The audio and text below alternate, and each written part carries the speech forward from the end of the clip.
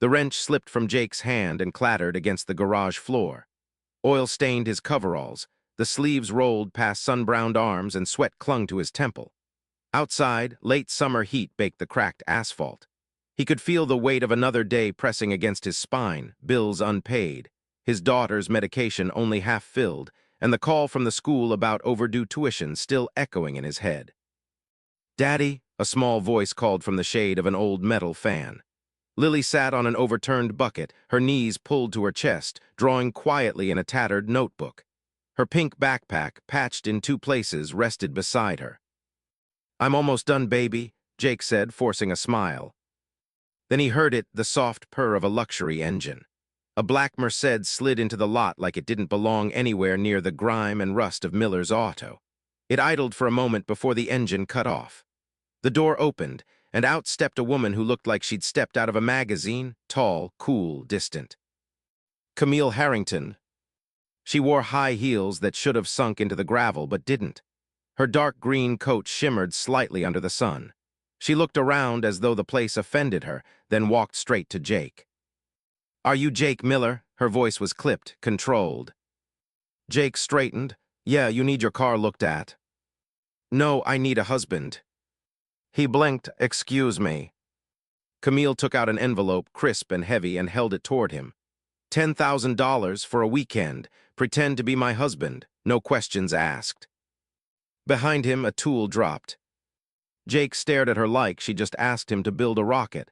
What kind of joke is this? "It's not a joke." Her eyes didn't flicker. "You'll be compensated, you'll dress well, act appropriately, and keep quiet. In 2 days, it's over." Jake laughed, not because it was funny, but because he didn't know what else to do. "Lady, I don't know what kind of weird movie you think you're in, but I've got a kid and—" "She can come," Camille interrupted. Jake's jaw clenched. "You don't just throw money at people's lives like that." "I do," she said coldly, "because it works." Jake looked at Lily, who had stopped drawing and now stared at the stranger like she didn't trust her. He turned back to Camille, voice tight. "Why me?" "I need someone no one will recognize, no connections, and you have the right face." That last part chilled him, like she had measured him for a suit. "Think it over," Camille said. She dropped the envelope on his workbench, turned, and stepped back into the car.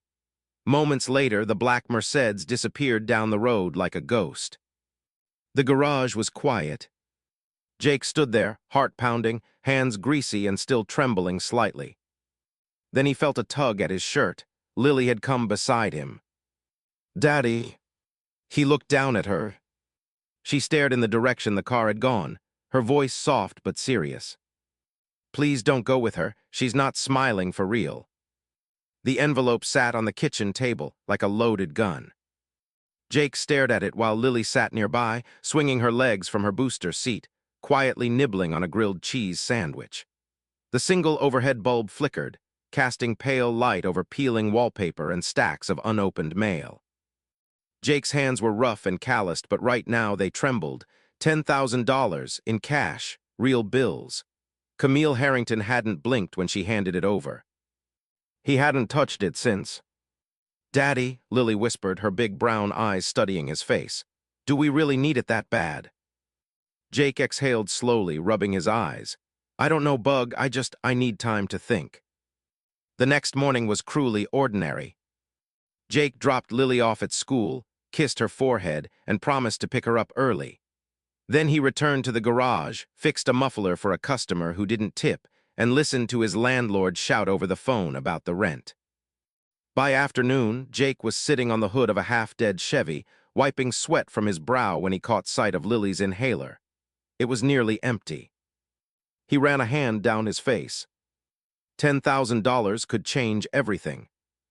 Her medication, new shoes, a clean bed, a working heater before winter hit, maybe even a weekend trip for her birthday, one that didn't involve borrowed bikes and homemade cupcakes. But still, pretend to be a husband for a woman like that. Camille Harrington wasn't just rich. She was the kind of woman who walked like nothing in the world could touch her, like she'd forgotten how to be soft. Something about her unsettled him, and Jake didn't get unsettled easily. Still, desperation was louder than suspicion. That night, Lily sat curled against him on the old couch, wrapped in her favorite unicorn blanket.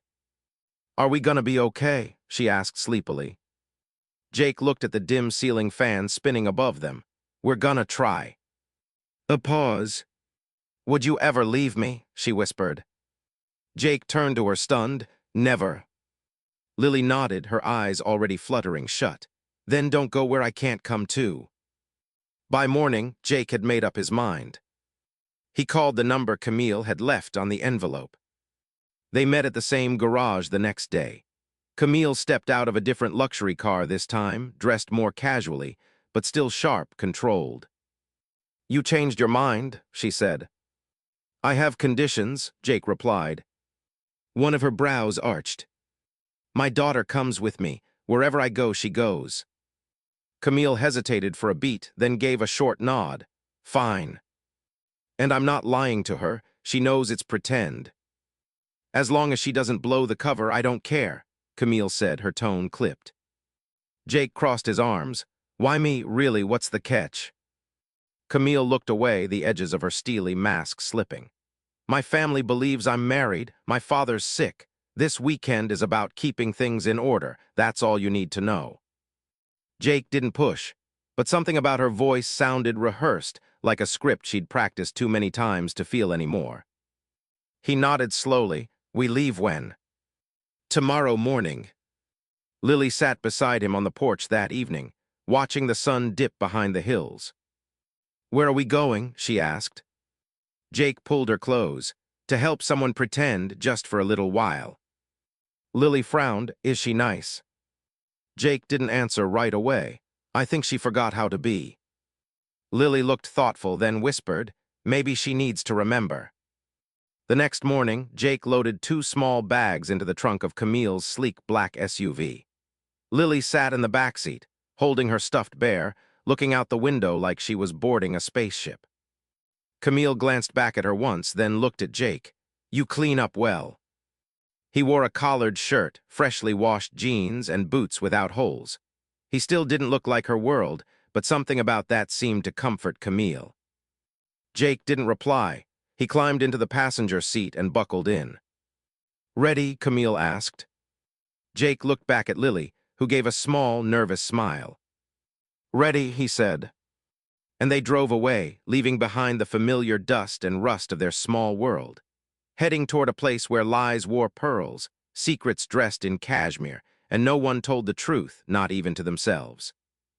The Harrington estate appeared like something out of a dream, or a nightmare, depending on how you looked at it. A long driveway twisted through perfectly trimmed hedges and manicured lawns that stretched wider than Jake's entire neighborhood. Marble fountains rose from flower beds. Security men in black suits stood by the gates.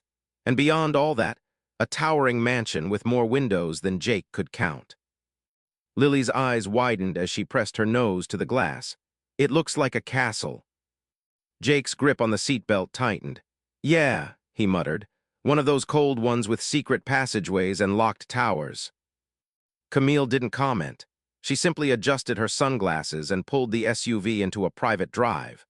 A valet approached without a word, and Camille handed over the keys like it was routine. Jake helped Lily out and held her hand tightly. Camille turned to them, her tone now rehearsed and brisk. "From here on out, you're Jack Harrington, my husband. We've been married a year. We met during a charity event. You work in consulting. No one here knows you, which is perfect." Jake blinked. "What the hell is consulting supposed to mean?" "It means you smile, say you work with people and systems, and avoid specifics," she replied. "And Lily?" Jake asked. "She's your daughter from a previous marriage. I adore her," Camille said dryly, then gave Lily a quick glance. "You're a charming little girl, aren't you?" Lily didn't respond. She clung to Jake's leg. Camille turned away before the silence could get awkward. "Let's go." Inside, the mansion was colder than it looked, polished, empty. The walls were lined with portraits of ancestors who all looked like they hated joy. A woman with severe cheekbones and a clipboard met them in the grand foyer. "Miss Camille, your father is resting, but your brother Elliot and Vanessa are in the sunroom." Jake exchanged a glance with Lily. Sunroom? They had rooms just for the sun. Camille turned to them. Keep close, and remember, say as little as possible. She led them through high-ceilinged halls with chandeliers bigger than Jake's garage. The sunroom was filled with light glass walls and people who barely looked up when Camille walked in. "Camille," said a man in a silk vest. He didn't stand. "Didn't expect you to bring company." "This is my husband, Jack," Camille said smoothly, "and his daughter, Lily." Jake extended his hand. "Pleasure." The man stared at it, then shook it with a smirk. "Elliot Harrington, so you're real, how novel." Beside him sat a woman in a blood-red dress, sipping tea. "You didn't send out wedding invitations, Camille. How spontaneous of you." Camille's voice didn't flinch. "We wanted something private." Vanessa's eyes lingered on Lily. "And this is the child? How quaint." Jake felt Lily shift closer to him. "We're just here for the weekend," Camille said coolly. Elliot chuckled. "Of course, Daddy Dearest will be pleased to meet the man who tamed the Ice Queen." Camille's jaw tensed, but she said nothing. Instead, she turned and walked toward the hallway. "Come, I'll show you your room." Their guest room was larger than Jake's entire home. Floor-to-ceiling windows, a fireplace, gold accents, a king-size bed with a headboard that looked like it belonged in a museum. Jake sat Lily on the bed and took a deep breath. Camille hovered in the doorway. "You'll be expected at dinner tonight. Formal wear. There's a tux in the closet for you. Lily can wear the blue dress hanging near the window." Jake turned to her. "Why are they so suspicious of you?" Camille hesitated. Her voice was distant. "Because in this house, love is a currency, and I've never paid with it." Then she left. Later that evening, Jake helped Lily into her dress. She twirled slowly in front of the mirror. "Do I look rich?" she asked innocently. Jake chuckled. "You look like $1,000,000, kiddo." When he stepped out of the bathroom in his tuxedo, Camille turned from the window and gave a long, unreadable look. "You clean up unexpectedly well," she murmured. Jake raised a brow. "And you still look like trouble." A flicker of something passed over her face. Was it amusement? Then she held out her arm. "Let's go meet the lions." Dinner was a battlefield disguised as elegance. The dining table stretched endlessly, lit by flickering candles. Silverware clinked against porcelain. Staff served dishes Jake couldn't pronounce. Across from them, Elliot asked, "So, Jack, what exactly do you consult on?" Jake smiled easily. "I work with people and systems. Sometimes people are the system." Camille coughed lightly, almost choking on her wine. Jake shot her a wink. Vanessa leaned forward. "And how's married life treating you, Camille? Still sleeping in separate wings?" Jake tensed, but Camille reached under the table and rested a gentle hand on Jake's knee. Her eyes were calm, her voice even. "Let's just say, it took the right man to remind me what warmth feels like." Jake didn't dare look at her.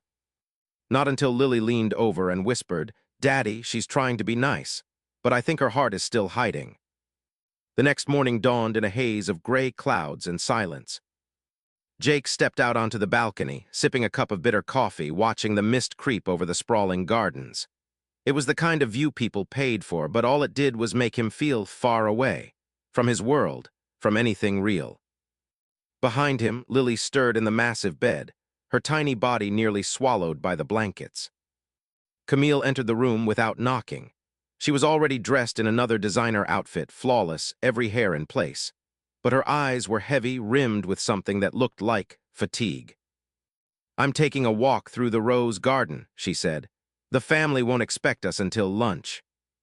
Jake didn't answer right away. "And you want us to come?" She paused. "I want it to look real, that's all." He nodded once. "Lily, want to see the garden?" Lily yawned and nodded sleepily. "Only if they have pink ones." The garden was an explosion of color and design, every petal perfectly manicured, every hedge shaped like it had been sculpted by royalty. But it was quiet, empty, like a painting no one visited anymore. Camille walked ahead, her heels clicking lightly against the stone path. Jake and Lily followed behind. "Are you sure she's okay?" Lily asked in a whisper. Jake glanced down. "What do you mean?" "She walks like she's scared, but she talks like she's bored. Lily said, scrunching her nose. Jake chuckled softly. You're too observant, you know that. Lily didn't smile. She just looked up at him with those wide, serious eyes. You're gonna help her, right? He opened his mouth to say something, anything, but Camille had turned around. I like this part, she said suddenly. When I was a little girl, I used to hide behind those hedges when my brothers would tease me. I thought if I stayed quiet long enough, someone would come find me. Jake stepped beside her. Did they? She shook her head. No, I always had to come out on my own. They walked in silence for a few moments. Lily let go of Jake's hand and stepped beside Camille. She looked up at her, studying her the way only a child can. You don't talk like someone who loves Daddy, Lily said simply, but you stare like you're scared. Camille froze. Jake's heart stopped. But instead of brushing it off or snapping back, Camille kneeled slowly, bringing herself eye level with Lily. Why do you say that? Lily frowned. You smile with your mouth but not your eyes. And you keep checking Daddy like he's gonna disappear. You don't have to be scared of him. He doesn't disappear. Camille's lips parted but no words came. Her shoulders seemed to sag a little. Her mask, so carefully worn, shifted, cracked. Jake stepped forward. Lily. No, Camille said gently. She touched Lily's hand. She's right, I do check. I've had people disappear before. She stood and turned away, voice quieter now. I was engaged once, 5 years ago. We were planning to start a family, but I had a miscarriage. He left a week later, said he didn't sign up for broken things. Jake's jaw tightened. My father told me to move on, that emotions were weakness, so I shut everything down, became what he respected, cold, sharp, ambitious. Camille turned to face them. And now he's dying, and all he wants is for his daughter to be married, settled, useful. Jake said nothing. He couldn't. The look in her eyes was too raw. Lily took Camille's hand and gave it a small squeeze. You can be sad, she said. It doesn't mean you're weak. Camille blinked rapidly and looked up at the sky. I didn't expect a child to see through me so fast. She does that, Jake murmured. It's her superpower. Later that night, back in the guest room, Jake tucked Lily into bed. The little girl curled up with her bear, but she looked unsettled. What's on your mind, Bug? Lily stared at the ceiling. She's hurting inside, like you were after Mommy. Jake brushed her hair back. Yeah, she is. She doesn't know how to ask for help, does she? He smiled sadly. No, I don't think she does. Lily rolled toward him and whispered, Daddy, promise me something. Anything. If she asks you to go away after this, will you say no? Jake blinked. Why? Because she'll say it like she means it, but she won't. Not really. Down the hall, Camille sat alone in her childhood room, staring at an old photo in her hands. It showed her Elliot and their father standing proudly in front of the estate. None of them were smiling. She set it down. For the first time in years, someone had touched her without expecting anything in return. A child, no less. And a man who could see through the layers she had spent years constructing. She was beginning to forget which parts of the story were lies, and which ones she desperately wished were true. By noon the next day, the air inside the Ashbourne estate turned thick with tension. Camille's father, Edwin Ashbourne, had summoned the family for a formal lunch. The kind with linen napkins, silver cutlery, and unspoken agendas. Camille dressed the part, emerald green dress, pearls, no emotion. Jake wore the suit she'd provided. Lily held his hand in a pale yellow dress, eyes alert and observant, already catching the coldness in every hallway they passed. They entered the dining room. Around the table sat Elliot, Camille's older brother, with his smug grin and hollow compliments. His wife, Justine, silent and sharp-eyed. And across from the head chair, Edwin himself, gray, ghost-pale, but still exuding command like a dying emperor. Camille, Edwin said. His voice was rough gravel. You're late. She kissed his cheek. Time is relative when you're in love. Jake forced a smile. Lily blinked up at Camille, puzzled by her words. They sat, a servant poured wine. Food appeared as if by magic, but no one ate, not really. So this is the man who tamed you, Elliot said, sipping his scotch. Must be a special kind of fool. Jake replied, calm and cool. Or just the right kind of patient? Elliot raised an eyebrow. Still, a father of a child, not exactly Ashbourne material. Camille didn't flinch. Better than the trust fund disaster you were at his age. Their father tapped his glass with the stem of his fork. I didn't summon you here to throw jabs, he rasped. I'm revising my will. Everyone froze. Jake glanced at Camille, but her face remained still, calculated. I've asked my lawyer to be present for a preliminary statement. I'll sign the full document tomorrow morning. Edwin looked at Camille. You've disappointed me for years, but if you truly are settling down, perhaps there's hope yet. Camille stared at him. Hope isn't an inheritance, father. Elliot smirked, still playing the moral daughter. No, she said coolly, just not playing your game. Edwin motioned to the side. A short, balding man stepped into the room with a leather folder. This is Mr. Renner. He'll be reading the addendum. The lawyer adjusted his glasses and began. Due to Mr. Ashbourne's declining health, he has decided to divide his assets based on personal merit and contributions, rather than tradition. Should Camille Ashbourne be legally married at the time of his death, she shall inherit the Westwood properties, the Lakewood accounts, and the controlling interest in Ashbourne Holdings. Elliot's eyes went wide. If not, those holdings shall revert to Mr. Elliot Ashbourne and his legal heirs. Silence. Jake looked at Camille. Her hands were under the table, fists clenched. Mr. Renner cleared his throat. Mr. Ashbourne reserves the right to revise this will again tomorrow. Today's announcement is preliminary only. The lawyer left. Elliot rose from his chair. This is a joke. You're going to let her, the one who ran off to live like a ghost for 6 years, inherit the company. Camille stood. I didn't run, I survived.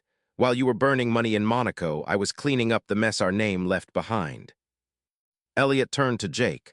And you, what's your play? You think you can marry into money, pretend to care, and walk away with our legacy?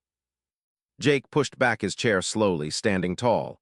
I didn't come here for money. I came because Camille asked me to. That's it.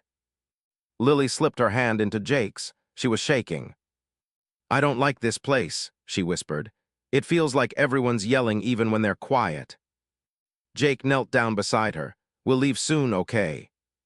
But Camille's eyes locked with his, and something passed between them, a mix of panic and pleading. Later that night, as Jake packed Lily's overnight bag in their guest room, Camille walked in quietly. I didn't expect the will to be read today, she said. He likes to humiliate us while pretending it's business. Jake didn't look up. So this is it, the game you were playing. Camille stepped closer. I didn't lie about needing help, I just didn't expect it to feel this real. Jake zipped the bag and stood. My daughter doesn't belong in a war zone, and you don't get to use us as shields. She swallowed. I never wanted to hurt her, or you. You already did, he said quietly. She turned away, voice softer. My father's dying and I'm still chasing his approval like I'm 10 years old. I thought if I had a husband, even a fake one, maybe I'd finally matter. Jake said nothing. His silence was louder than any scream. Then Lily appeared at the doorway. Her teddy bear dangled in one hand. Daddy. Jake crouched. Yeah, baby. Lily looked between them. You said she needed help. Are you gonna help her or leave like everyone else did? Camille's lips trembled. She looked like she'd been slapped. Jake reached for Lily. We'll talk later. But Camille spoke suddenly. Jake, please, just one more night. I'll tell them we're leaving tomorrow. Just help me survive this last dinner. He hesitated, and Lily whispered, don't go. The Ashbourne estate looked golden that evening, bathed in soft light from the chandeliers, fireplaces, and dying sun. But to Jake, it felt like a gilded cage, and tonight's dinner felt like a final performance before an unseen audience. Camille sat beside him at the long table, poised, stunning, silent. Across from them, Elliot stared like a predator. Edwin, slumped in his chair, seemed half asleep, barely acknowledging anyone. Lily sat at Jake's side, eyes wide but quiet, her small hand wrapped around a napkin like it was armor. The meal began in silence, until Elliot decided to strike. So, Jake, he said, slicing into his steak, tell us about your tragic little backstory. I'm sure my sister found it inspiring. Jake didn't blink. You mean the part where my wife died, or the part where I raised my daughter without a dime from anyone like you? Camille glanced sharply at Elliot, but Jake's voice remained calm. Controlled, dangerous. Elliot smiled. Touchy. I only ask because, well, it's obvious she picked you for pity points. Nothing grabs father's heart like a sad little tale. Camille spoke then, cold and clear. You don't get to talk about people like that when your last business trip ended with a hush-money settlement. Elliot's smile faltered. Careful, Cam, or I'll start reminding everyone why you disappeared for 6 years.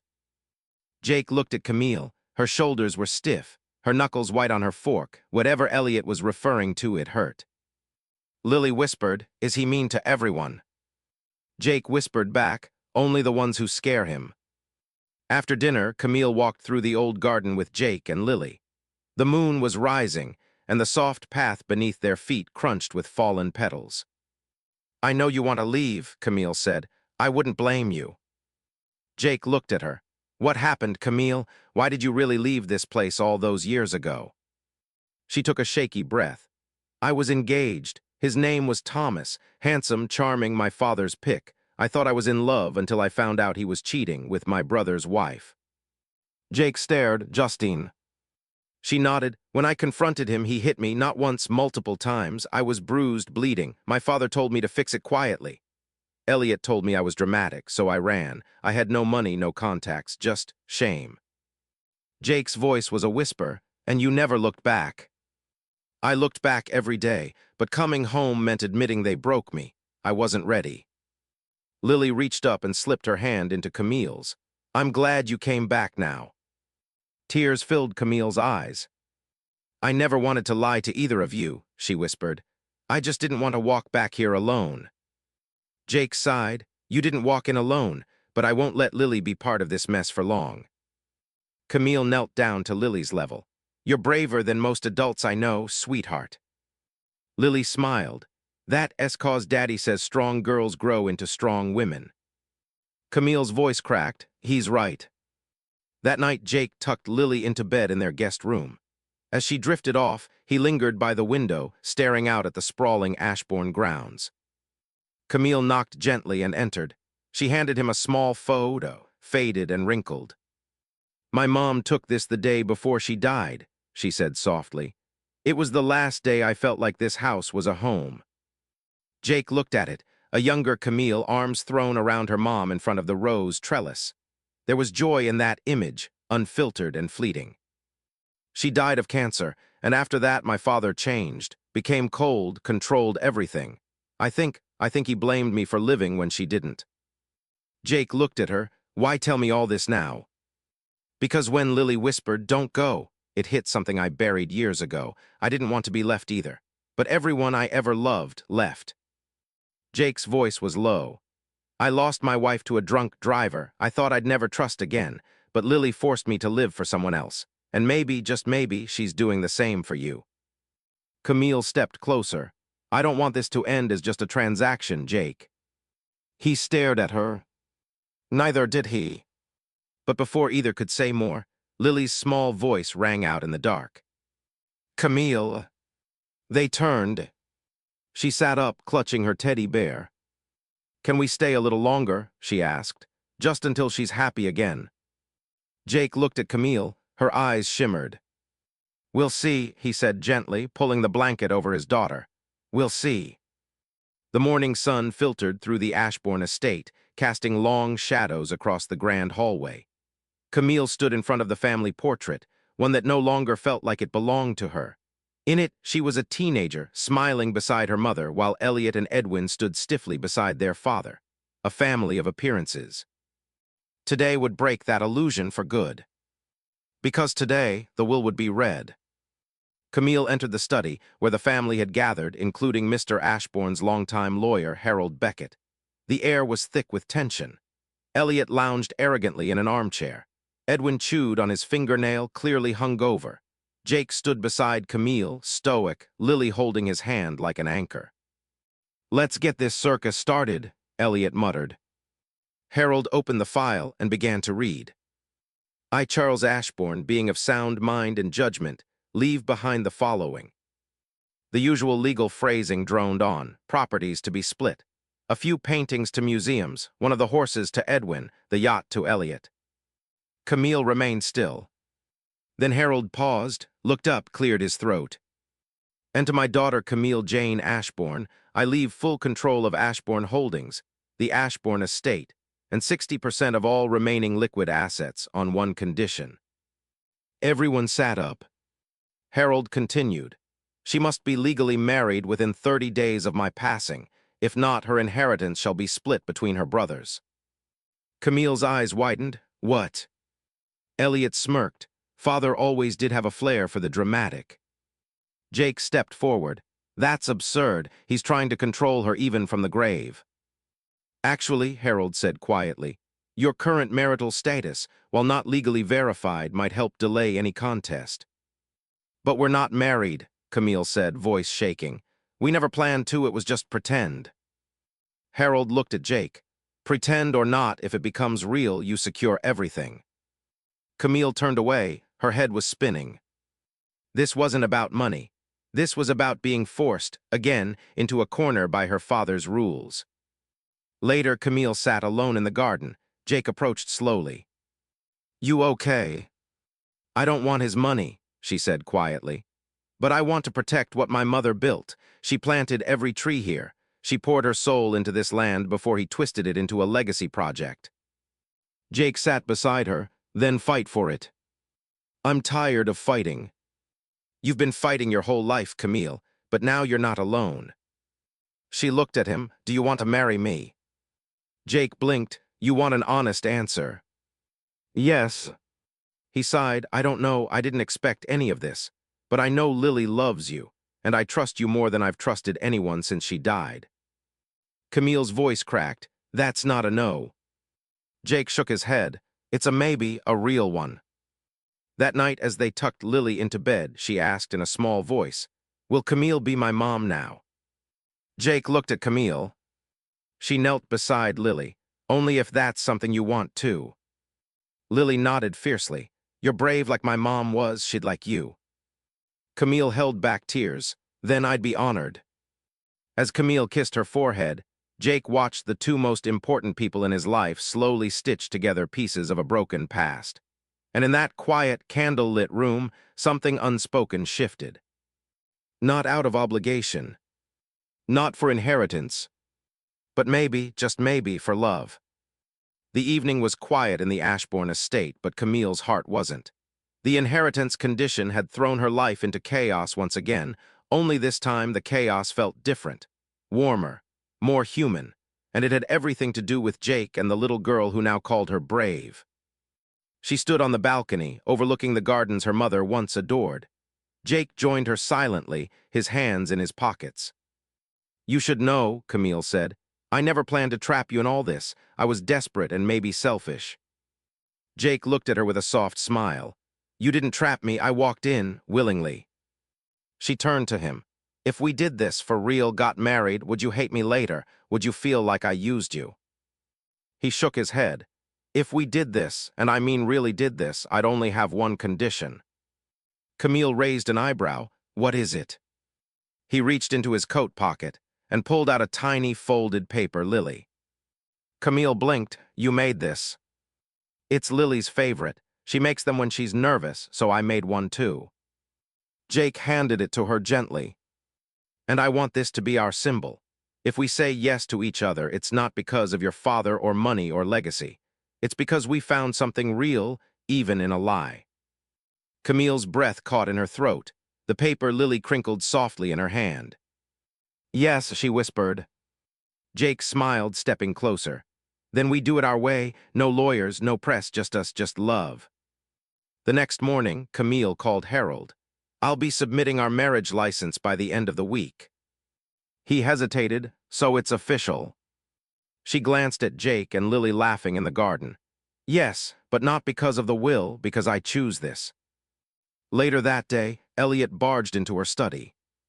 You think this little fairy tale marriage will last? You think you can win? Camille met his stare without blinking. I've already won, because unlike you, I know what it means to earn something real. He laughed bitterly. You'll regret this. She smiled faintly. Maybe, but I'd rather regret love than live in bitterness like you. That night, Jake and Camille stood together under a white gazebo draped in fairy lights. No guests, no audience, just Lily holding a small bouquet, proudly acting as flower girl. The officiant spoke gently. Do you, Camille Jane Ashbourne, take Jacob Matthew Turner to be your lawfully wedded husband? Camille looked into his eyes. I do. And do you, Jacob, take Camille? Jake interrupted softly. I already have. They exchanged rings, simple, elegant, without fanfare. And as they kissed under the stars, Lily clapped, twirling with joy. It wasn't grand. It wasn't in the headlines. But it was true. And that made all the difference. Just when Camille thought peace had finally settled, her past knocked loudly at the door, dressed in designer heels and armed with a manila envelope. Chloe, her former best friend turned tabloid informant. The woman who once cried on Camille's shoulder was now standing in her foyer, lips curled in triumph. Jake instinctively moved in front of Camille. Can we help you? Chloe smirked. I'm not here for small talk, sweetheart. I'm here to give your bride a chance to come clean before someone else exposes her. Camille felt her heart freeze. What are you talking about? Chloe threw the envelope on the coffee table. Photos, dates, texts, all proving that this marriage, it started as a business arrangement. Jake's jaw clenched. You were spying on her. Oh, please, Chloe rolled her eyes. I was looking out for the Ashbourne legacy until your little performance at the gazebo yesterday. So romantic, by the way. Camille opened the envelope with trembling hands. Inside were surveillance shots from when she first approached Jake at the cafe. A photo of the contract. Even a snippet of the text she'd sent offering $10,000. Lily stood by the stairs, listening quietly. Chloe leaned forward, voice dripping poison. Imagine what the tabloids will say when they find out the heiress faked a marriage to claim her daddy's money. Public fraud, anyone. Camille swallowed hard. So what do you want? Chloe's eyes gleamed. Simple, renounce your claim, walk away. Let Elliot take what he deserves, or I leak this to every outlet from New York to London.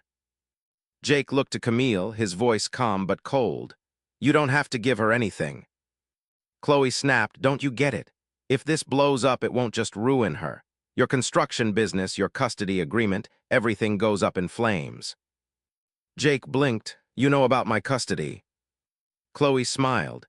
Please, everyone has a weak spot. Yours just happens to be that adorable little girl. Lily finally stepped into the room, holding something tightly behind her back. I don't like you, she said to Chloe. Chloe blinked, startled. Lily held up the small drawing she'd made. This is my family now, Daddy and Camille, you don't get to break it. Chloe let out a bitter laugh. Kid, you have no idea how the world works. Camille stood tall beside Lily. You're wrong, because this little girl has more grace than you ever will. Jake took the envelope and tore it in half. Try what you want, we're not hiding anymore. Chloe narrowed her eyes.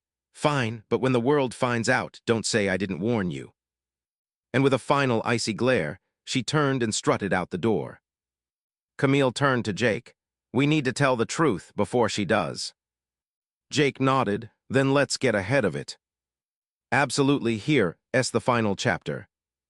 Chapter 10, the press conference that changed everything. The next morning, Camille stood in front of the gilded doors of the Ashbourne estate, facing more cameras than she'd ever seen in her life. Reporters swarmed the courtyard, their microphones poised like spears. Chloe's leak had worked.